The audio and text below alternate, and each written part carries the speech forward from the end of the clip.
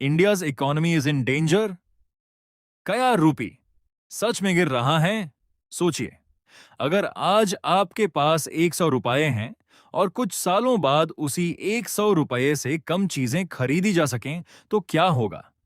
और अगर मैं कहूं कि रुपी की वैल्यू में होने वाले बदलाव का असर पेट्रोल से लेकर मोबाइल फोन और फॉरेन ट्रैवल तक पड़ सकता है, तो आखिर रुपी गिरता क्यों है? क्या इंडिया की इकोनॉमी सच में डेंजर में है, या फिर सोशल मीडिया पर बातें बढ़ा चढ़ाकर दिखाई जाती हैं? आज हम इसी सच को समझेंगे। इकोनॉमी क्या होती है? सबसे पहले एक सिंपल सवाल, इकोनॉमी होती क्या है? इकोनॉमी सिर्फ पैसा नहीं होती। इसमें लोगों की jobs, business, factories, farming, exports, imports, tax collection और गवर्नमेंट स्पेंडिंग सब शामिल होते हैं। जब लोग कमाते हैं, खर्च करते हैं और कंपनीज इन्वेस्ट करती हैं, तब इकोनॉमी ग्रो करती है। लेकिन जब महंगे बढ़ने लगे, इन्वेस्टमेंट कम हो या दुनिया भर में इकोनॉमिक अनसर्टेनिटी हो, तब ग्रोथ पर प्रेशर आ सकता है। रुपए गिरता क्यों है? अब बात करते हैं रुपए की। हर देश की करेंसी की वैल्यू डिमांड और सप्लाई से भी प्रभावित होती है। इंडिया बहुत सारा क्रूड ऑयल बाहर से इंपोर्ट करता है। ऑयल खरीदने के लिए अक्सर यूएस डॉलर की जरूरत पड़ती है। जब डॉलर की डिमांड बढ़ती है तो रुपए पर प्रेशर आ सकता है। इसके अलावा अगर फॉरेन इन्वेस्टर्स अपना पैसा निकाल लें या ग्लोबल मार्केट में अनसर्टेनिटी बढ़ जाए, तब भी रुपए कमजोर हो सकता है।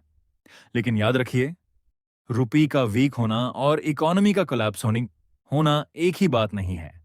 आम आदमी पर असर अब सवाल है, इसका हम पर क्या असर पड़ता है? अगर रुपी वीक होता है तो इंपोर्टेड चीजें महंगी हो सकती हैं। पेट्रोल और डीजल की कॉस्ट बढ़ने का प्रेशर आ सकता है। मोबाइल, लैपटॉप और इंपोर्टेड इलेक्ट्रॉनिक्स की प्राइसेस बढ़ सकती हैं। फॉरेन एजुकेशन और इंटरनेशनल ट्रैवल भी महंगा पड़ सकता है। इसी वजह से लोगों को लगता है कि उनकी परचेजिंग पावर कम हो रही है। क्या इंडिया डेंजर में है? अब सबसे इंपॉर्टेंट सवाल, क्या इंडिया की इकोनॉमी डेंजर में है? रियलिटी इतनी सिंपल नहीं है।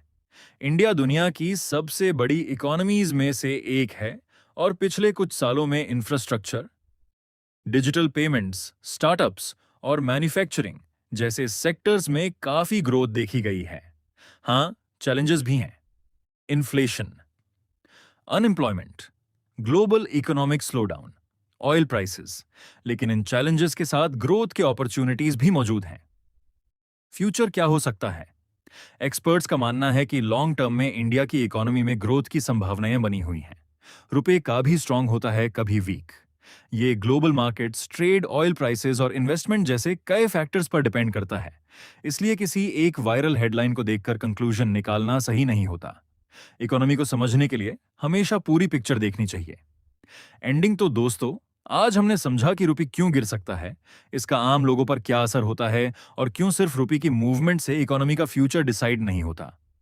अगर आपको ऐसी इंफॉर्मेटिव और फैक्ट बेस्ड वीडियोस पसंद आती हैं, तो वीडियो को लाइक करें, चैनल को सब्सक्राइब करें और बेल आइकन जरूर दबाएं। मैं मिलता हूं आपसे अगली वीडियो में एक और इंटरेस्टिंग टॉपिक के साथ। धन्यवाद।